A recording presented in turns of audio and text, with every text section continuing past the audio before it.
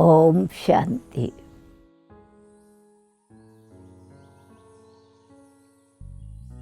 ब्रह्मा बाबा के जीवन में एक अद्भुत अनोखा बैलेंस देखा। बाबा की लाइफ ब्लिसफुल थी, बैलेंस्ड थी। Balance is bliss. हर चीज में बैलेंस। बाबा कहते थे, देखो बच्चे, तुम जितना ये अभ्यास करते हो, शरीर से मैं आत्मा न्यारी हूं, शरीर नहीं हूं, तो बाबा प्रैक्टिकल में जितना शरीर से न्यारे रहते थे, उतने शरीर की स्वच्छता और शरीर तंदुरुस्त रहे, इस पर भी ध्यान दिलाते थे। जितना जितना आत्मिक स्थिति में स्थित रहेंगे, तो वो योग की शक्ति, आत्मिक शक्ति मन शुद्ध करती है। और वैसे भी जब रोग उत्पन्न होता है, तो मन की व्याधि से ही रोग शरीर पर असर पड़ता है। साइकोसोमैटिक डिजीज कहते हैं। तो इसलिए मन को स्वस्थ रखने के लिए योग शक्ति चाहिए, और तन को स्वस्थ रखने के लिए मन को शुद्ध, एकाग्र और आत्मिक स्थिति में स्थित चाहिए। तो जितना योग पर ध्यान है, उतना फिर ये भी समझ चाहिए कि शरीर की परिस्थिति में अथवा शरीर को अगर कोई किसी प्रकार का पुराना रोग है भी सही, उसको ध्यान देना है। यानी अवहेलना नहीं करनी है, इग्नोर नहीं करना है। वो ध्यान खिंचवाता है कि योग और लगाना है, और साथ साथ दवाई, दुआएं और योग बल, इन तीनों चीज़ों का बैलेंस रखना है। क्योंकि प्रकृति तमो प्रधान है, और तमो प्रधान प्रकृति, उसमें वो पावर नहीं रही है।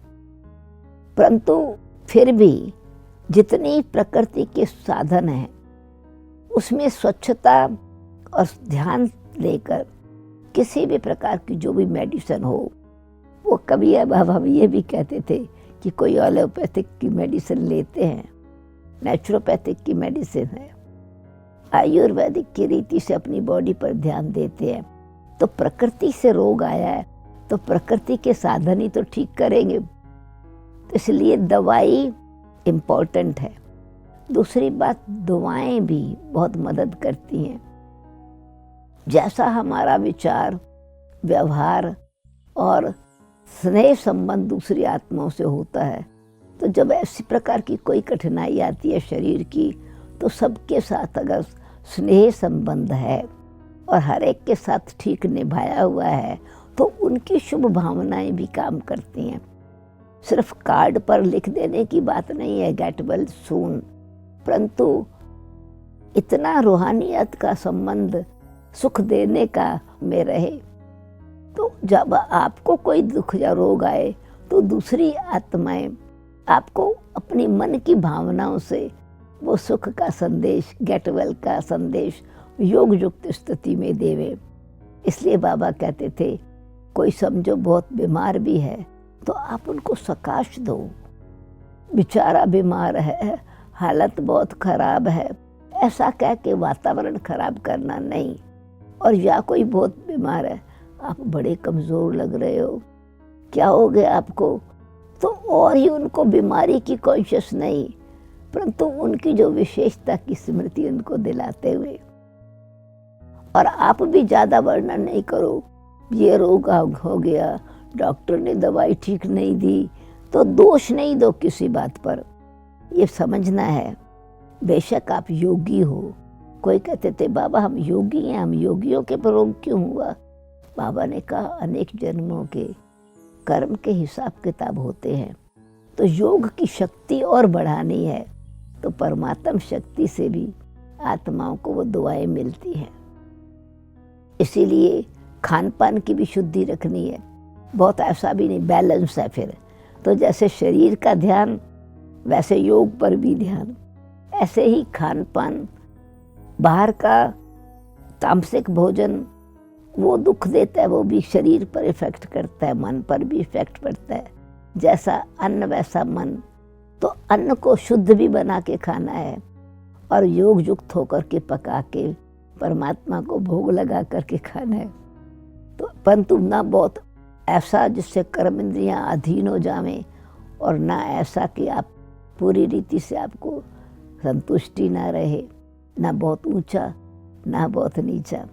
कर्म इंद्रियों के अधीन नहीं होना है, इच्छाओं के अधीन भी नहीं होना है, और ऐसा भी नहीं कि हट से त्याग करना है। तो बाबा ऐसा कि उनको बाहर का कुछ याद ना होवे अथवा आकर्षित ना होवे, तो घर में ब्रह्मा भोजन में वैरायटी चीज़ बनवाते थे, पिकनिक के लिए ले जाते थे। बच्चों को कोई चीज़ की विशेष जो अच्छी चीज़ें हैं, तंदुरुस्ती भी देने वाली हैं, परंतु कभी कभी रसगुल्ला बनाया तो कभी आइसक्रीम खिलाई तो कभी पकौड़ा खिलाया, ताकि उनको बाहर की दुनिया याद ना आवे। तो बाबा बैलेंस रखते थे, त्याग भी हो, तपस्या भी हो, कर्म इंद्रियों के राजा भी बनो, और कर्म इंद्रियों के अंदर आकर्षण, जिह्वा का आकर्षण ना रहे, यानी लोभ वृत्ति ना रहे, इससे भी न्यारे रहो। हर चीज़ में बैलेंस। कपड़ा भी सिंपल भी पहनो, स्वच्छ पहनो। ऐसा नहीं कि फैशन के वश आप अपनी मर्यादा को भूल जाओ। तो मर्यादा है पुरुषोत्तम, हर चीज़ में मर्यादा, खान पान में भी मर्यादा। बैलेंस को रखना है, ध्यान देना भी है, लापरवाह नहीं बनना है, और डिपेंडेंट भी नहीं होना है, दुखी नहीं होना है। पेन शरीर का है, पर उसको दुख में नहीं बदली करना है। समझ से केवल शरीर की सेवा करनी है। ओम शांति।